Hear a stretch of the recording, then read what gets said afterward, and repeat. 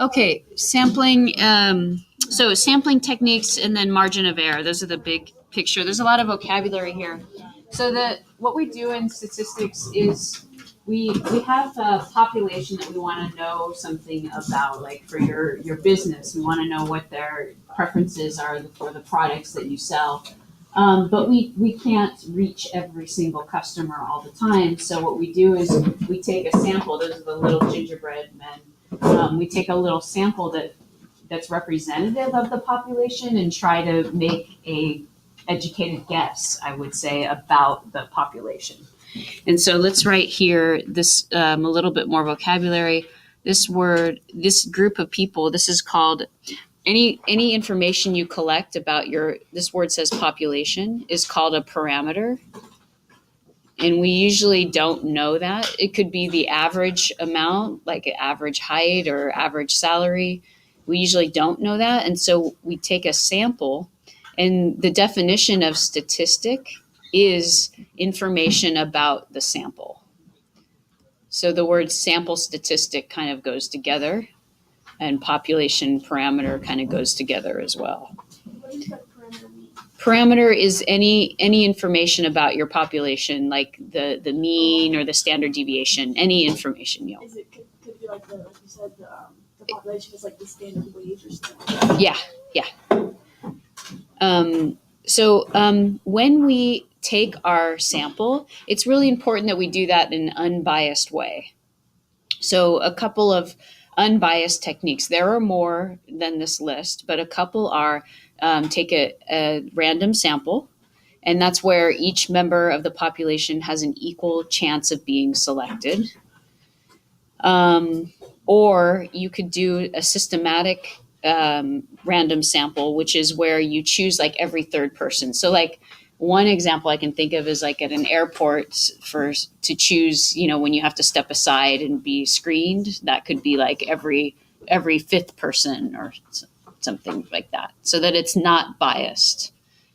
Why do you think it's important that your sample is random or unbiased? So you won't get like the same results. Yeah, so you won't get results that are just related to something, your preference, or something that you want to really get real information about the whole population, not just what you happen to take a sample of. So bias sampling, this would be what you don't want, is self-selecting. So members can volunteer to be a part of the sample. So that might be, an example might be like a Facebook poll. And what might be the problem if you let people sort of select themselves?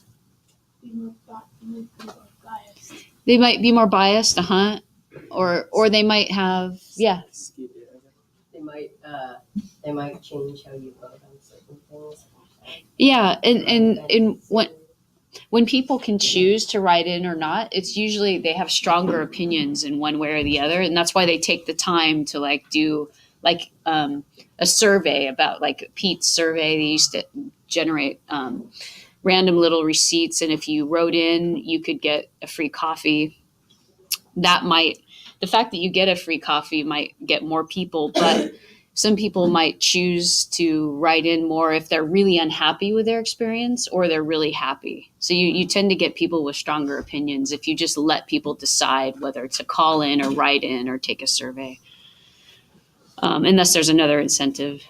And then convenience is when you just use easy to reach members of the population. So for example, the problem might be, like, let's say you wanted to know the entire Homestead High School's opinion on the most recent assembly that we had this last week, but you just used our class because it was convenient to ask because we're all here in class today.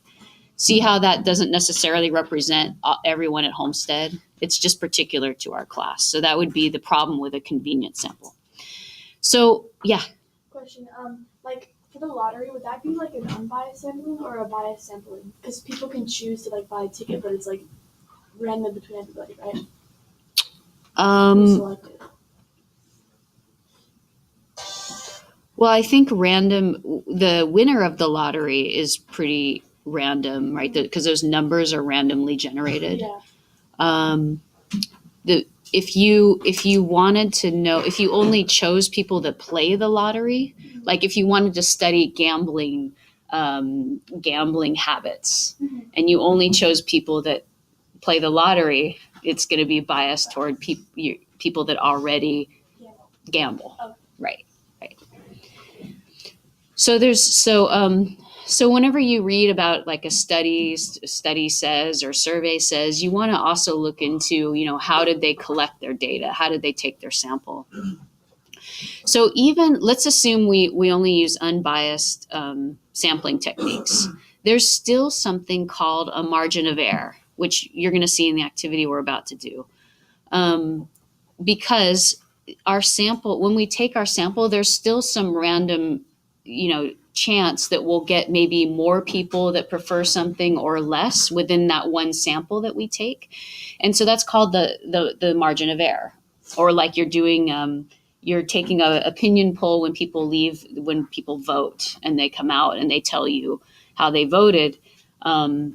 You're not sampling everyone, so there's some wiggle room in terms of how close you get to the actual answer. So that's called the margin of error, and it doesn't mean that you made a mistake in your experiment or your survey, but it's just something. There's a natural variability that happens between samples.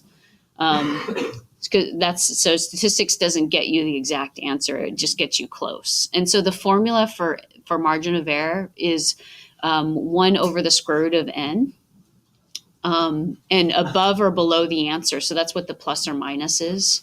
And we're going to practice in some examples using that in just a second. But the real formula is more complicated than that. That's an oversimplification. But what do you notice about as the sample size increases? What happens to the margin of error? It decreases, right? When you divide by n, so as the sample size increases, the margin of error decreases. Because we're asking more people, so it's more representative of the population, so we're going to get closer to the answer. So let's do some examples with just this information so far. In the 2016 election primaries, a poll said that 32% of voters would choose Bernie Sanders with a margin of error of plus or minus 6%. So what percent of voters voted for Bernie Sanders with this margin of error? So you would you just take the 32% and you subtract 6 to get the lower bound. This is called the lower bound. So between 26%, and then the upper bound is you take the middle, which is 32%, and you add 6. So that's we suspect between 26% and 38%. We don't know exactly, but that's our margin of error. And so the approximate sample size, the way you use that formula, the margin of error is the part after the plus or minus. So we use the 6%. So you're using this here, the 6%, and you write it in decimal form, 0.06. So I'm going to use this formula, margin of error equals 1 over the square root of n. The margin of error is just 6. So you'd say 0.06 equals 1 over the square root of n. And now we get to use some algebra 2 to solve for n.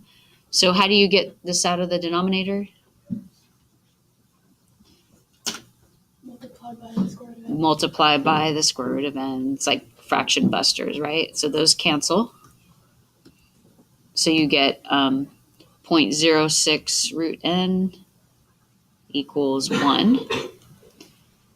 And we want to get square root of n alone, so we divide by 0.06. Divide by 0.06 on each side. So the square root of n equals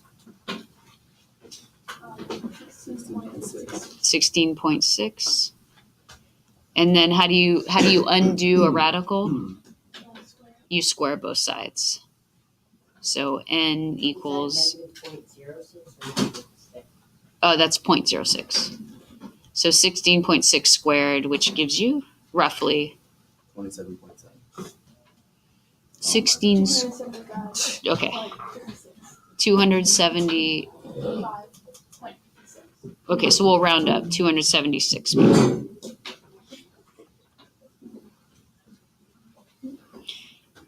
Okay, so now let's go the other way. Let's practice one more. So find the sample size if the margin of error is 10%. So you would use 0.10 equals 1 over the square root of n. So we're just doing another practice of the same thing to solve for n. And then you should get well, let's go step by step. So you'd multiply each side by the square root of n. You'd get 0.10 root n equals 1. Or root n equals 1 over 0.10.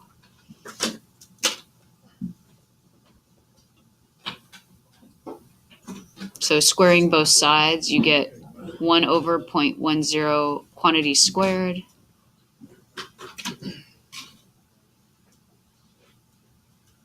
So it should give you about 100 people here.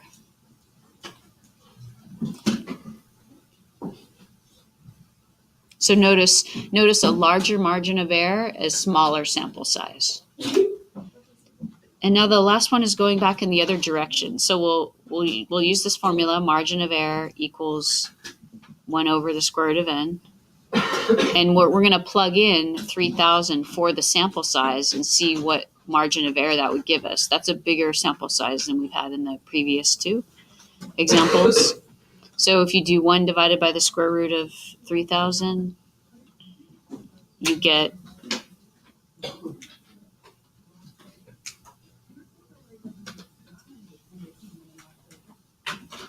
should get 0.018. Yeah. Okay, but that is not in percent, that's in decimal. So you still need to move the decimal to the right. Yeah, so it would be the margin of error is plus or minus 1.8%. So whatever result we got, we would add and subtract 1.8%.